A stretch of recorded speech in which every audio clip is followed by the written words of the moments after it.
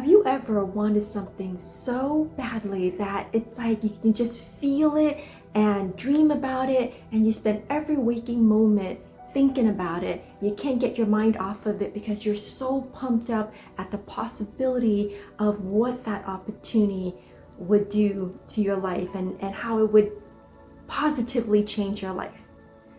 But then when something that exciting slips through your fingers, how do you recover from that and find meaning in life again? Hi, I'm Jacqueline and welcome. We at Joyful Living Mindset are so excited that you're here because we believe that you have a special gift within you that's going to uplift humanity in some significant way. And we're here to help you navigate that journey and live your truth. So today, let's talk about letdowns and disappointments and heartbreaks. Now, before you get too excited, I'm not talking about the juicy heartbreaks that, like leaves you crying and hiding under the covers and romantic heartbreaks. And though, yes, I have had those. And if you're interested, just leave it in the comments and maybe one day I'll make a video to share what those juicy heartbreaks, romantic heartbreaks that I've gone through my life is. But today, I want to talk about just letdowns and disappointments in general. I remember throughout my life, there are so many times when I've wanted something so badly and I was so sure that I was going to get it, only to be met with one letdown and disappointment after another. And oftentimes, when we face disappointments and letdowns repeatedly like that, we tend to shy away from getting our hopes up and allowing ourselves to dream and ask for what we want because we've been so conditioned that life doesn't always give us what we want. So have you noticed that as you get older, your ability to clarify and just ask for what you want and go after your dreams and have the courage to even dream little by little as you grow through life, that ability just seems to kind of diminish a little and a little and a little more, and you become more realistic in a sense. And that's really what happens in a lot of people's cases, where they're so tired of being disappointed and being hurt and being let down that they settle and they don't allow themselves to dream. They play small and they just kind of play safe and play small so that they don't feel that pain and disappointment anymore from not getting what they want. Or they go in the opposite extreme and they brute force their way through getting what they want, making what they want happen at all costs, including their own well-being and their loved ones' well-being as well. Well, neither one of those options is really an optimal way to live, because what's really happening here is that we have to understand that when we are faced with letdowns and disappointments, there are actually opportunities for self-reflection and redirection. These opportunities, hidden opportunities, are presenting themselves through disappointments and letdowns to help us clarify what it is that we really want and realign ourselves to what we truly desire. And from my experience, there are really three main steps that really helps me to overcome any disappointments and letdowns and turn them into better opportunities and rise up and take my life to the next level. The first step is to really reflect on why that opportunity that I was seeking and wanting so badly, why that was so important to me. In other words, what did it represent to me that lit up my soul? And getting really clear on that. And then second is to embody the essence of that reason and allow that reason and that feeling that I was going after through the possible opportunity that I was seeking to live it and embody and feel that alive and feel alive from that feeling already, regardless of the opportunity or not. And then the third step is then to seek future opportunities from a place of that inspiration of why that's so important to me, how that makes me feel. I'm embodying, I'm feeling great about it, and perpetuating that wonderful feeling of inspiration of already having what I want, and pursuing future opportunities from that place of inspiration, not desperation. So I'll share with you a story and an example to tie all of this together. So a few years back, when I was still in the corporate world, I was not happy with my current job. It was a toxic environment, and I just badly needed a change of environment. I was also getting bored of the work. It was starting to be the same thing over and over again. And add that to the toxic environment, it was just, I didn't feel like it was a place where I could continue to grow and prosper my career. And I went on Indeed and found this opportunity from Blooming Brands. If you're in the Florida area, Blooming Brands, I think the chains are Carrabba's, Bonefish Grill, Outback Steakhouse, Fleming Steakhouse, I believe. So all of those amazing restaurants, chain restaurants. And I read through the description. It had something to do with data analytics and visual analytics, which I was doing using Tableau and all of that. So in terms of skill set and expertise wise, it was like game on, right? It was just like such an alignment. And I'm also a foodie and I absolutely love food. And I'm like, wow, wouldn't it be great for me to work for a company that owns all these restaurants that I absolutely enjoy their food, and I enjoy going to all those restaurants and trying all those different dishes. And as an employee of those companies, I wonder if I might even be able to get some employee discounts from that and all that stuff. So just the thought of that was just so exciting, right? To be able to do what I apply my expertise to with a company that I really enjoy, I really relate to, that excites me. And I thought it was just like a perfect fit, like, right? It was just like a match made in heaven. I'm just like, oh my God, this is it. This is the next opportunity for me.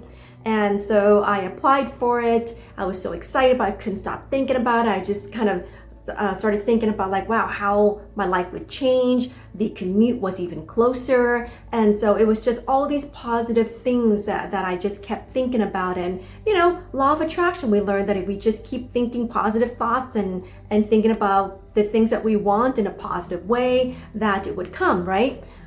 Well, not so much in my case. For that particular opportunity. And I remember just being like crushed. I mean, like I was like crushed when I found out that I was rejected, or that was a better candidate selected. And I'm just like how is it like I would be like the perfect candidate for it and all of that. So I was just so crushed and disappointed and frustrated all at the same time.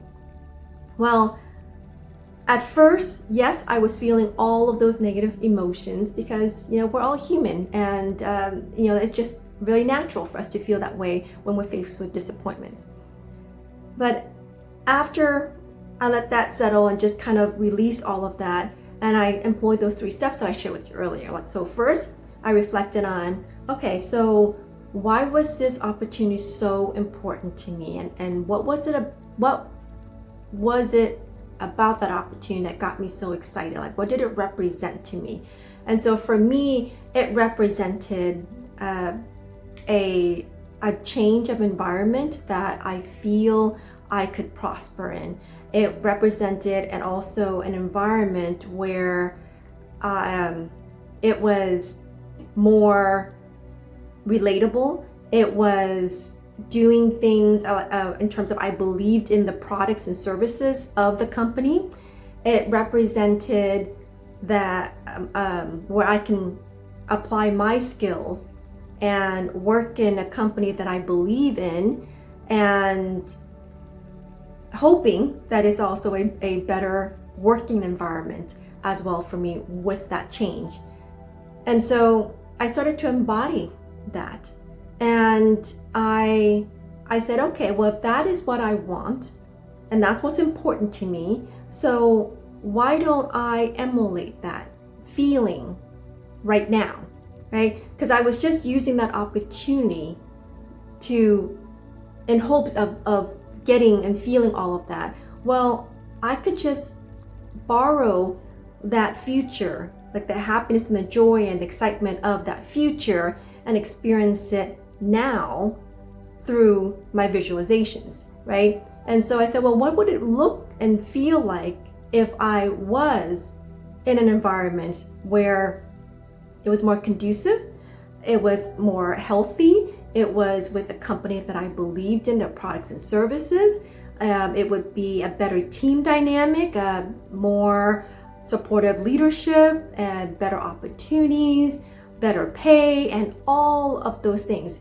So I went into my visualizations and I started to embody those feelings of what it would be like if I actually was able to be working in a company that I believed in, with people that I admire, that I can become close friends with. There's no gossip, it's not toxic. Leadership, a team that is very supportive and actually cares about my development and all of those things, and like how I would show up and what my day-to-day activities would be like. And I got really kind of descriptive in terms of seeing myself show up to work with so much enthusiasm and so much passion, and excited, and look forward to going into the office every day.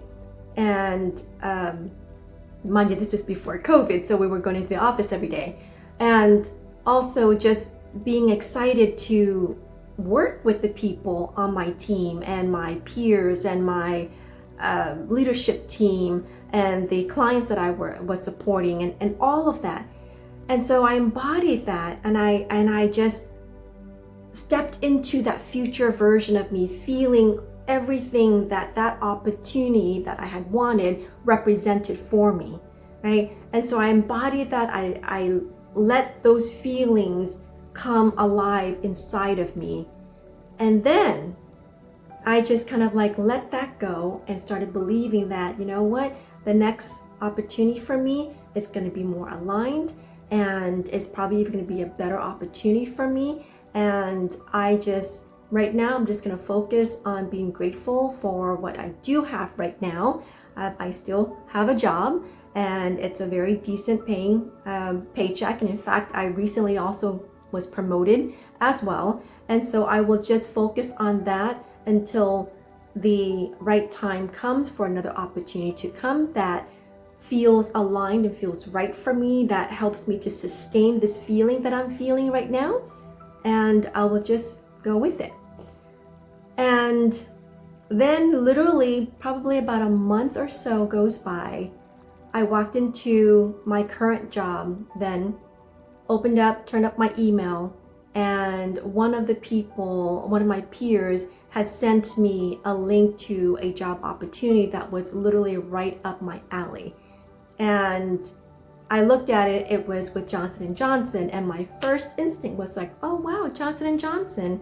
I actually have a lot of my household products are from Johnson & Johnson. It's a company that I respect and I admire. I believe in their products and services. And so see, that was the first criteria. And I looked at it and I said, you know, I kind of made peace with staying where I am and making the most of my new position, my new added responsibilities, and managing a team and all of that. But let me just apply to it just for giggles. Just give me an excuse to polish up my resume again, practice my interview skills, and it's with the company like Johnson & Johnson. So, you know, what are the chances? And wouldn't that be nice if I worked for a company that I admired? And I did it like that, with just very nonchalant. I was not attached to it because the opportunity itself no longer mattered, because I was already feeling that, I was already embodying what I needed to feel to shift my mental state of being and emotional state of being. And I applied for it, completely forgot about it. And 2 weeks later, I get a notice, an email, and the recruiter reached out to me. We had an amazing conversation. She immediately said, "Oh my gosh, wow, Jacqueline, based on what all your answers, I want to set you up with an interview with the hiring manager, and I'll be back in touch." And I said, "Okay, sure." I didn't really hold my breath for about, because I really, I wasn't really attached to it. And I was just kind of more for curiosity's sake, from a place of inspiration and curiosity, not desperation. And 2 weeks or so goes by, she reaches back out to me and apologizes. "Hey, Jacqueline, I'm so sorry it took me so long to get back to you, but I was talking to the hiring manager, and we both reviewed your qualifications, and based on the answers that you also gave me in our initial interview, we both believe that you are probably a better fit for our managerial leadership position rather than the position that you actually hired. Would you be interested in that instead?" And so, just out of the blue, not only are they now interested in me and trying to offer me a job, but now they're offering me a job that is higher than what I even applied for. And the people that I was interacting with, from the recruiting person to the hiring manager to the director, all of that was seamless. It was pleasant. It was amazing. And the offer just came in like boom, boom, boom, just really quick. And I think, if I remember correctly, they offered me a 43% salary increase from what I was currently making in my job at that point. Just out of the blue, I wasn't even looking. I was just responding to an email that a peer sent to me and took action from a place of inspiration rather than desperation, embodying the feelings of what I had wanted already inside of me. And reflecting on that was what was important about the previous opportunity that I was applying for that I didn't get. And just really going through those 3 steps, and it landed me somewhere much better. It was a much better opportunity than I probably could have gotten if Blooming Brands had hired me back then. So all that to say is that sometimes things may not always work out the way you had envisioned it and what you thought you needed to have or have happen right in that moment. That's truly because it's presenting an opportunity for you to reflect and redirect to a better opportunity that's waiting for you, that is a much better fit, it's more aligned, and for the long run, it is more of what you truly want if you take the time to reflect on it, to embody the essence of why that's important, of what you want, and take action from a place of inspiration, not desperation. So I hope that helps. I hope that helps you going forward if you have an opportunity, whether that be in your careers, in your business, your friendship, or even in a romantic relationship, that when you think you want something so badly and you are hoping and praying that this works out and then it doesn't work out, you're like crushed and disappointed. I hope that next time when you encounter something like that, you remember this, apply these 3 steps, and really help yourself to be grounded in the trust and the knowing that every letdown and disappointment is an opportunity for self-reflection and redirection to something even better. So I hope that was helpful. Please feel free to leave in your comments any questions you might have, any clarifications you need. I look forward to reading them and supporting you, answering questions, supporting you in any way I can further. Until then, thanks for watching, and I'll see you in the next episode. Bye for now.